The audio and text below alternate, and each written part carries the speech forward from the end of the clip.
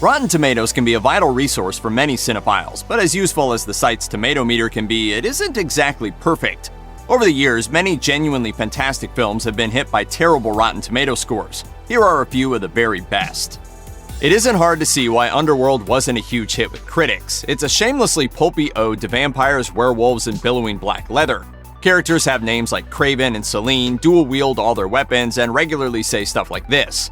Differences will be set aside. Allegiances will be made.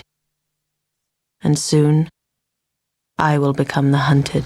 Reviewers found it goofy, overly serious, and kind of dumb to boot. Not long removed from the period in which it was released, however, Underworld has revealed itself as a heck of a lot of fun. Kate Beckinsale is wonderfully steely as Celine, a vampiric assassin known as a death dealer driven by a centuries-old grudge. The supporting cast is also stacked with talent. Bill Nighy, Martin Sheen, and Erwin Leder give their all as a wide variety of creatures going bump in the night. Underworld has even become a franchise since the first film's 2003 debut, comprising 5 films, comic books, video games, and an animated feature. These days, it's still exactly as silly and violent as you might imagine, and that's why it's remembered so fondly by so many fans.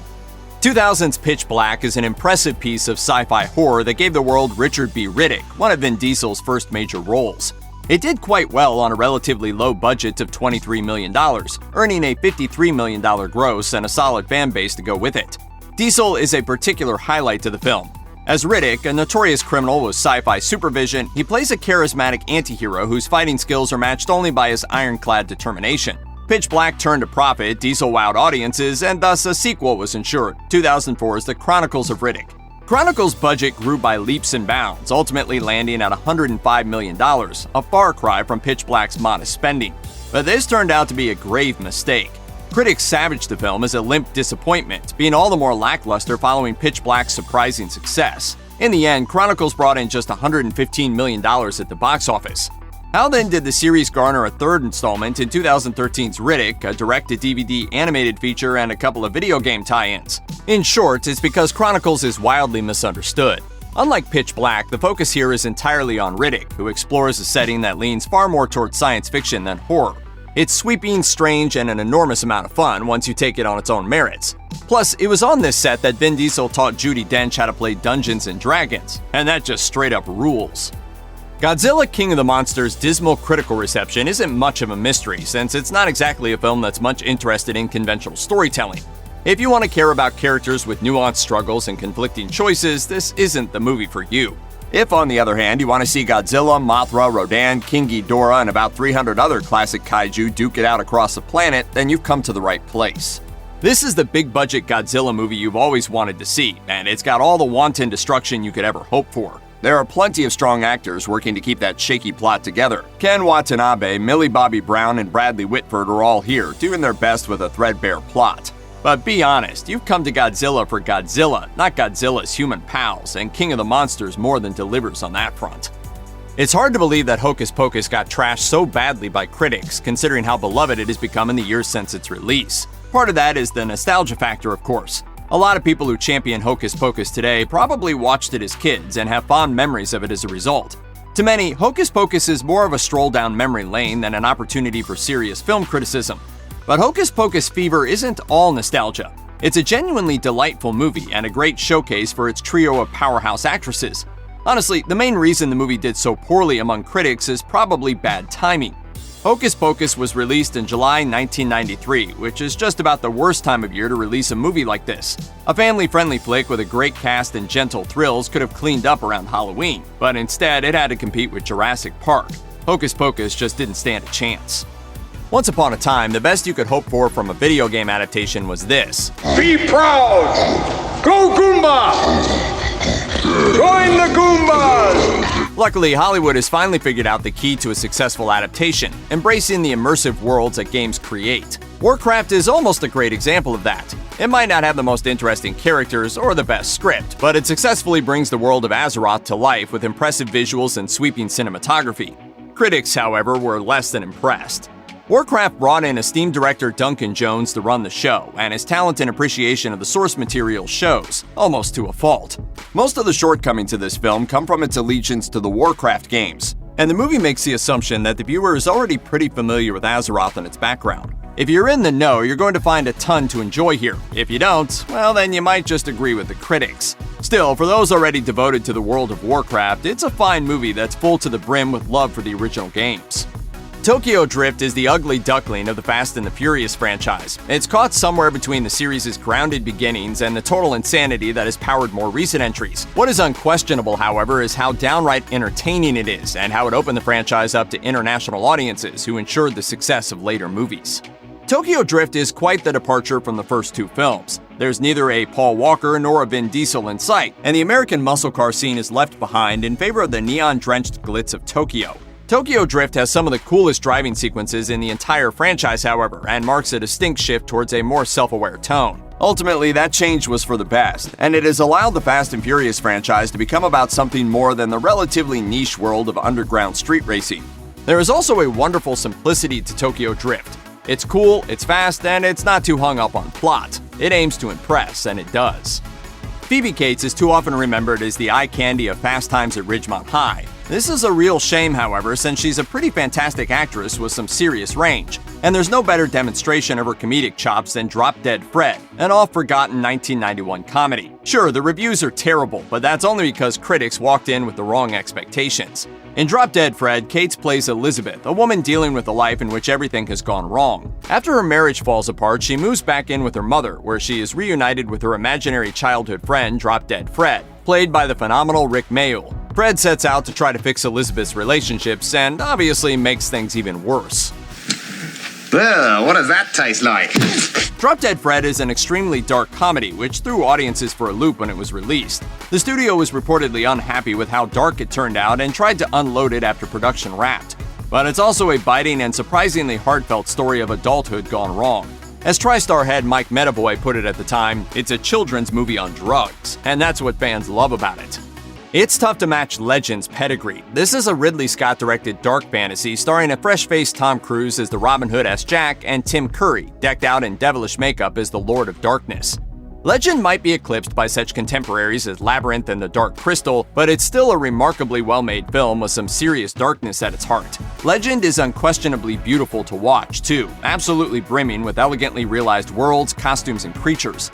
Then there's the cast. Tom Cruise can be polarizing now, but few actors commanded the screen quite like he did throughout the 1980s. Tim Curry is always a joy, especially when he gets to lap up the scenery as a villain like the Lord of Darkness. Mia Sara, best known as Sloane Peterson from Ferris Bueller's Day Off, is wonderful as the impetuous, good-hearted Princess Lily. Add in Legend's intriguingly dark tone, and you've got the recipe for an absolute classic of a movie. 1999's The Boondock Saints is certainly a product of its time, and it doesn't take long for you to figure out what influences director Troy Duffy was operating under in making this movie. Tarantino, Guy Ritchie, Martin Scorsese, and Hong Kong action movies like Hard Target. They're all present in Boondock Saints. It's lurid, violent, and extreme, just as the critics said.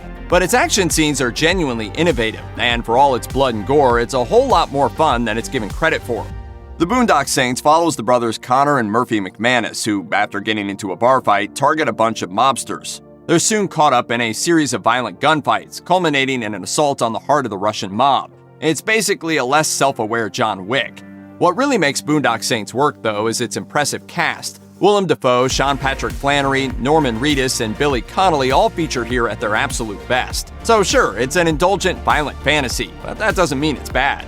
Belly is one of the most polarizing films on Rotten Tomatoes, with a whopping 72% difference between its critical and audience score. Despite struggling to wow the critics, however, Belly really is a fascinating movie. The plot isn't anything to write home about, but there's so much style and talent involved that it's pretty much impossible to ignore, too. Youth culture site Complex has even suggested that Belly was so far ahead of its time that it reshaped hip-hop and Hollywood in ways that are only now becoming clear. Belly is the feature film debut of legendary music video director Hype Williams and stars an absolute wealth of rap, hip-hop, and R&B luminaries.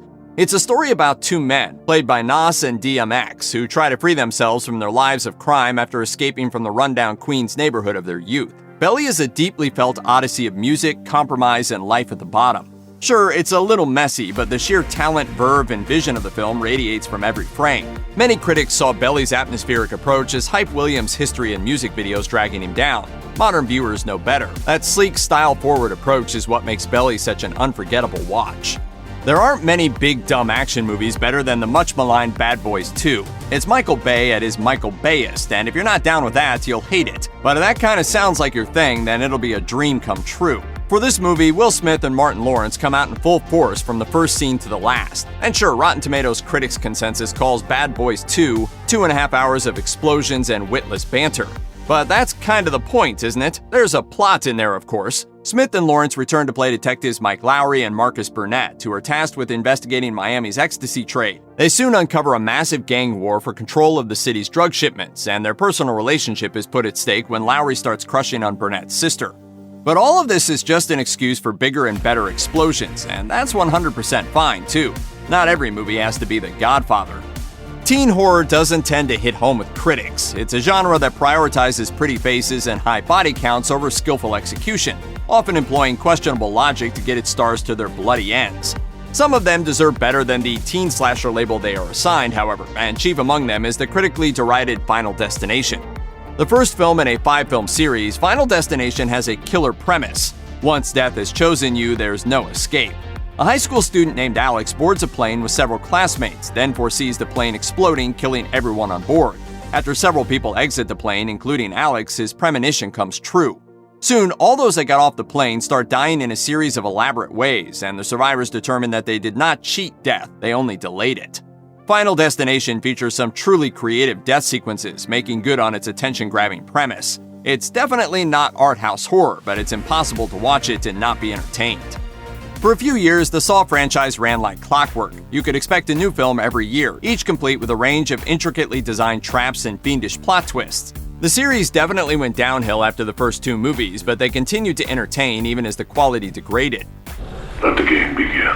The first film, 2004's Saw, continues to reign supreme as the progenitor of the series and its best outing. Saw is the film that got director James Wan and writer Lee Wanell started, as the pair wrote the movie after meeting in film school. Nowadays, they're involved in everything from the Conjuring series to 2020's The Invisible Man. Saw also made over $100 million on a tiny budget of just $1.2 million. It's no wonder the film spawned so many sequels, despite critics' tepid response. In case you didn't already know, Saw is about a serial killer who traps his victims inside elaborate puzzles in an effort to test their will to live. There are a few great kills and a jaw-dropping twist in there, all brought to life by a genuinely great cast. It's bloody, disgusting, and twisted, and that's just why fans love it. Empire Records is a hugely quotable coming-of-age comedy from 1995. It's both a throwback to similar films from the previous decade and an attempt to be the voice of the indie music-loving children of the 1990s. Teen comedies are usually pretty hit or miss with critics, however, and Empire Records missed with most of them. But as the audience score shows, it didn't miss with its target viewers. Empire Records doesn't tell a terribly original story.